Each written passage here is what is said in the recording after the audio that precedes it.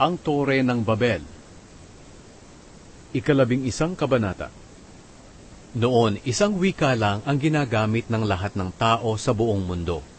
Habang lumilipat ng tirahan ang mga tao patungo sa silangan, nakarating sila sa isang patag na lugar sa Shinar, at doon sila nanirahan. Ngayon, sinabi ng mga tao, "Magtayo tayo ng isang lungsod na may tore na aabot sa langit, para maging tanyag tayo at hindi mangalat sa buong mundo." Kaya gumawa sila ng mga tisa, at pinainitan nila ito ng mabuti para tumigas ng husto. Tisa ang ginamit nila sa halip na bato, at aspalto ang ginamit nila bilang semento. Ngayon, bumaba ang Panginoon para tingnan ang pagtatayo ng mga tao ng lungsod at tore. Sinabi ng Panginoon, "Ang mga taong ito ay nagkakaisa, at may isang wika lang. At ang ginagawa nilang ito ay simula pa lamang ng mga binabalak pa nilang gawin. Hindi magtatagal gagawin nila ang kahit anong gusto nilang gawin. Kaya bumaba tayo. Pag-iba-ibahin natin ang wika nila, para hindi sila magkaintindihan." Kaya pinangalat sila ng Panginoon sa buong mundo, dahil hindi na sila magkaintindihan, at nahinto ang pagtatayo nila ng lungsod. Ang lungsod na ito ay tinawag na Babel, dahil doon pinag-iba-iba ng Panginoon ang wika ng mga tao, at mula roon ay pinangalat niya sila sa buong mundo. Ang mga lahi ni Shem. Ito ang salaysay tungkol sa pamilya ni Shem.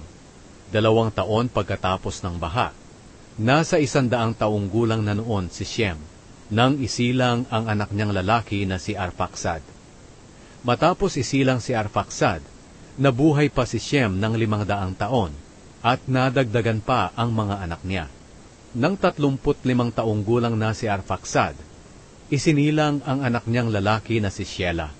Matapos isilang si Shelah, nabuhay pa si Arphaxad ng 403 taon, at nadagdagan pa ang mga anak niya. Nang 30 taong gulang na si Shelah, isinilang ang anak niyang lalaki na si Eber. Matapos isilang si Eber, nabuhay pa si Shelah ng 403 taon, at nadagdagan pa ang mga anak niya. Nang 34 na taong gulang na si Eber, isinilang ang anak niyang lalaki na si Peleg.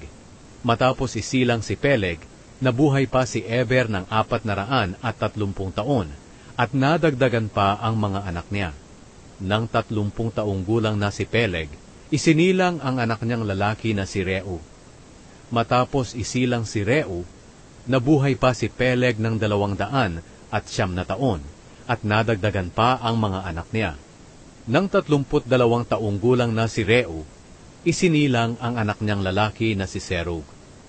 Matapos isilang si Serug, nabuhay pa si Reu ng 207 taon, at nadagdagan pa ang mga anak niya. Nang 30 taong gulang na si Serug, isinilang ang anak niyang lalaki na si Nahor. Matapos isilang si Nahor, nabuhay pa si Serug ng 200 taon, at nadagdagan pa ang mga anak niya. Nang 29 na taong gulang na si Nahor, isinilang ang anak niyang lalaki na si Tera.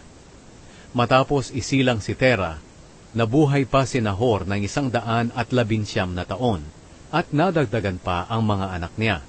Nang 70 taong gulang na si Tera, isinilang ang mga anak niyang lalaki na si Abram, Nahor, at Haran. Ang mga lahi ni Tera.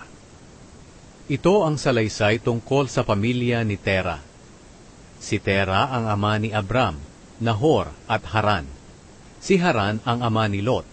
Namatay si Haran doon sa Ur, na sakop ng mga Kaldeyo, sa lugar mismo kung saan isinilang siya. Namatay siya habang buhay pa ang ama niyang si Tera.